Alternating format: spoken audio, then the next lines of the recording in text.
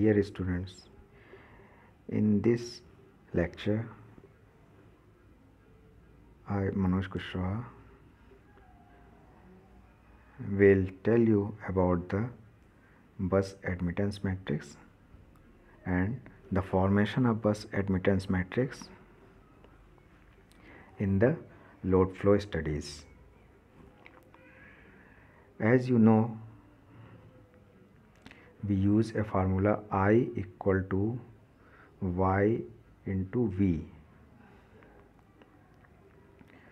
for the determination of the current at various nodes in the power system. So if we are using a system which is having a large number of nodes or buses, then a general equation is obtained in which a bus admittance matrix is there. So here we will discuss why we are using the bus admittance instead of the impedance first, and then its formation.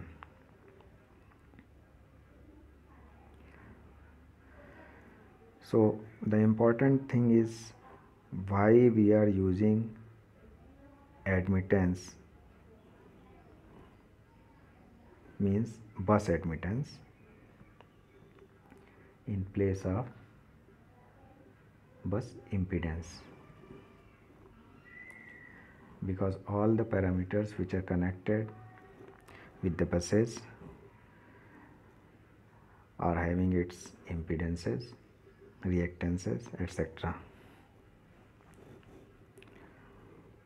So the main advantage of using the bus admittance matrix in any power system are the data preparation of the bus admittance matrix is very simple, first thing. Second, the bus admittance matrix formation and its modification is very easy. We can easily modify the bus admittance matrix. We can change its elements very easily. And one of the most important factor which forces us to use bus admittance matrix instead of bus impedance matrix is that bus admittance matrix is a sparse matrix. So the computer memory requirement is very less if we are using bus admittance matrix instead of bus impedance matrix. How we have to know it? Since Y bus is a sparse matrix, it means if we are having a large power system, then almost around 90% or more than 90% its half diagonal elements are 0. What does it mean? It means in a large power system, a single bus is not connected to each and every bus of that system. It is connected to very few other buses, mostly 3 buses.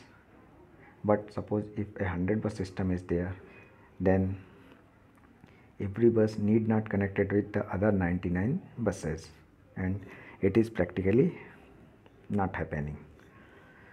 Usually a single bus is connected to 2-3 buses only. So if a single bus is connected to only 2-3 buses, it means the impedance of the transmission line and other equipments between 2 buses are there. But if 2 buses are not connected, it means the impedance between those two buses will be 0 or infinite. It will be infinite. Why? Because there is no connection between the two buses, so there will be no current between those two buses and the impedance is assumed to be infinite between these buses. And since while making a bus impedance matrix, we take the impedance between the two buses as the elements of the bus impedance matrix. So infinite term will be there which cannot be written practically. Suppose now if we are using bus admittance matrix, then what will happen? Then suppose first bus is there which is connected to second and third bus, but it is not connected to fourth, fifth, sixth, seventh and up to 99 or 100 bus. Then there will be admittance between first and second bus, admittance between first and third bus, but since first and fourth bus, first and fifth bus, first and sixth bus and so on are not connected with the transmission line, therefore since the admittance between these buses means bus 1 and bus 4, bus 1 and bus 5, bus 1 and bus 6 etc. is infinite, so the admittance between these buses means admittance between bus 1 and bus 4, that will be 0. In the same way, admittance between bus 1 and bus 5 will also be 0 because admittance is the reciprocal of impedance. So in this way you can see that if we are talking about a large system, let us say for example 100 bus system, then the size of the bus admittance matrix will be 100 into 100 and more than 90% of its elements will now be 0. Why? Because a single bus is not connected to more than 90 other buses. So while feeding the data in the computer system, we need not put anything for these elements which are also known as off-diagonal elements. If we are not putting any data for these elements, automatically it will be taken as 0. Therefore, the memory requirement will be very low since we only have to put 10% of the data in the formation of the bus admittance matrix. I hope now you understand why we are using bus admittance matrix in place of bus impedance matrix. Here you can see the formula I equal to YV, which is being generalized here in the matrix form. We obtain here the currents at the various buses with these formulas, such as for the bus 1 we are getting as per this equation which is written here, I1 equal to y11 v1 plus y12 v2 plus y1n vn, like that, and so on. The amount of current which is present at any bus can be calculated very easily with the help of the formation of the bus admittance matrix, as I have already discussed here.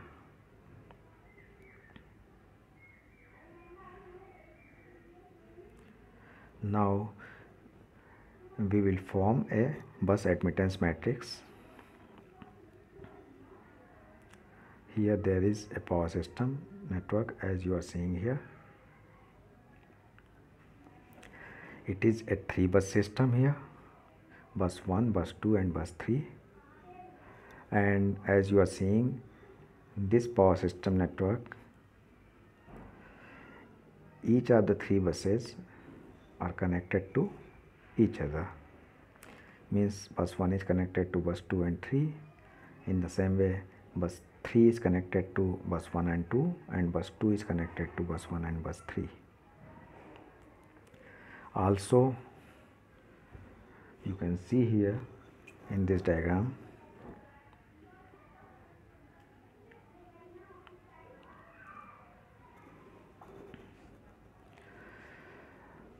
with bus 1 an admittance is connected. In the same way with bus 2 also an admittance is connected, and with bus 3 an admittance is connected, and these admittances are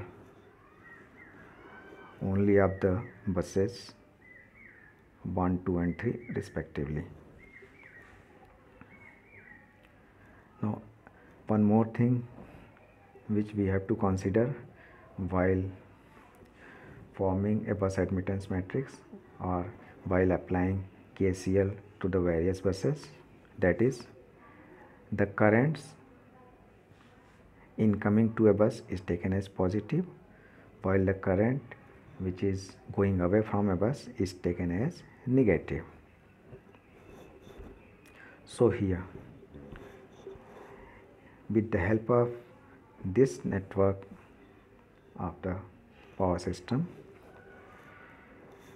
we can apply KCL at the buses 1, 2 and 3 and obtain the currents at these buses, after which the equations of the current which we have obtained in terms of voltage and admittances are tabularized in a matrix form, from where we can obtain bus admittance matrix.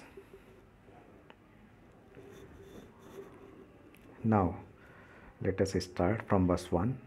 Here at bus 1,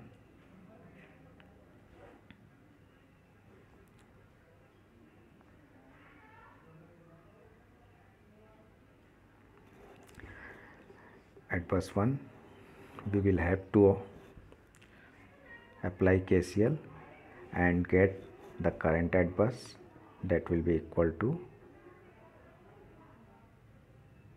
I1 equal to V1 Y1, where V1 is the voltage of bus 1, V2 is the voltage of bus 2 and V3 is the voltage of bus 3. So at bus 1 we are applying KCL here, plus, so I1 will be equal to V1 by 1 plus the voltage difference V1 minus V2 by 12 Okay, the difference between bus 1 and bus 2 voltage is taken V1 minus V2, and the admittance between these two buses, that is Y12, plus, now considering bus 1 and bus 3, so it will be V1 minus V3 and Y13. So this is the equation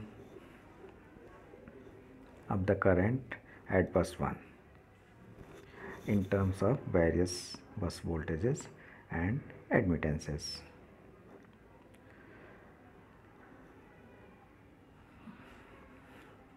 You can simplify this equation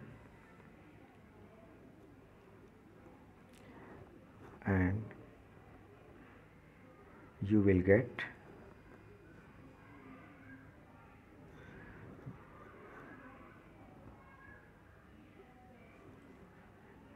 while simplifying this equation, you will get I1 equal to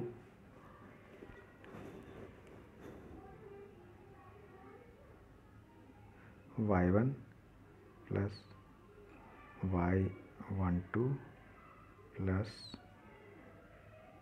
Y13 V1 minus Y12 V2 minus Y13 V3. So you will get this equation of current.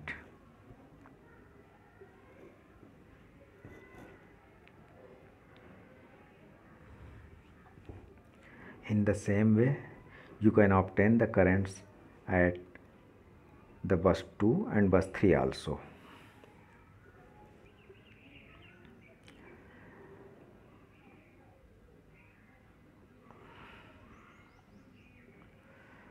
At bus 2, if we are talking about what will be the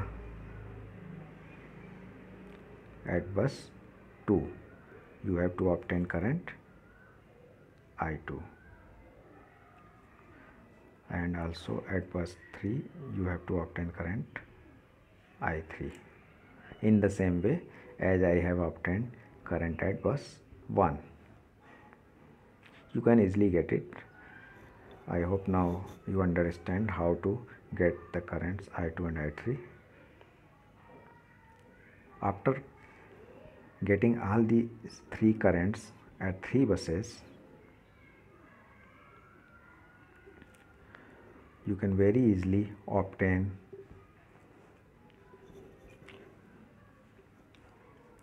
Y equal to this much, which is the bus admittance matrix, because you can have an equation like this: I1, I2 and I3. You can have an equation like this matrix equal to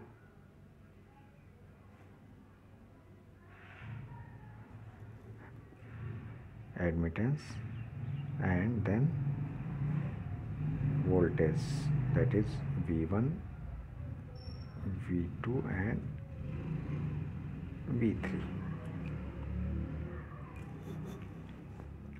So this Y which I have written here, this is the bus admittance matrix, which is this. You can obtain it by solving all the three equations of current which you have obtained at the buses I1, I2 and I3.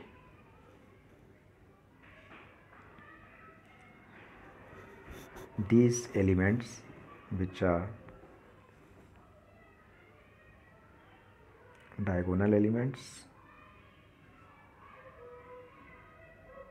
of the bus admittance matrix. These are actually the self-admittances. Self-admittance, this is self-admittance of bus 1, 2 and 3. And the rest elements, it means the off diagonal elements, just like this, this, this. These elements are off diagonal elements, and these actually shows the mutual admittances between two buses. It means for bus 1 and 2, this will be the mutual admittance. For bus 1 and 3, this will be the mutual admittance. In the same way, for bus 2 and 3, this will be the mutual admittance between the buses.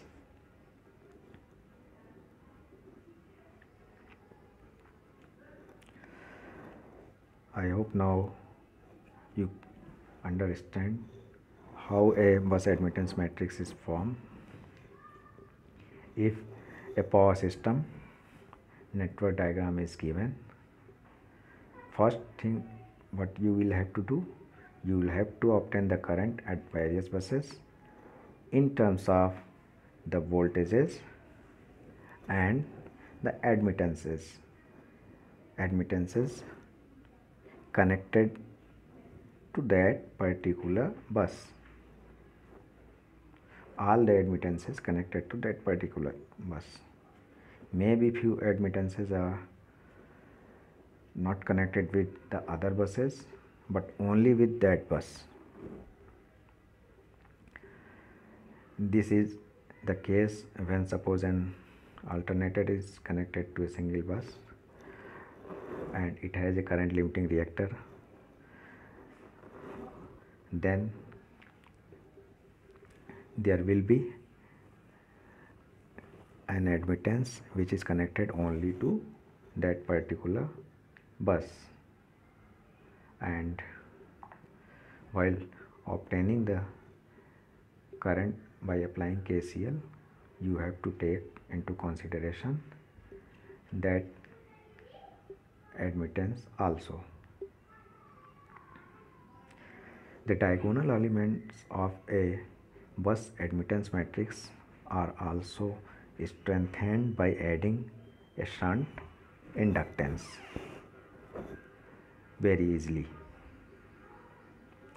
So in this way, I must say that you can obtain a bus admittance matrix very easily. In the next video, we will obtain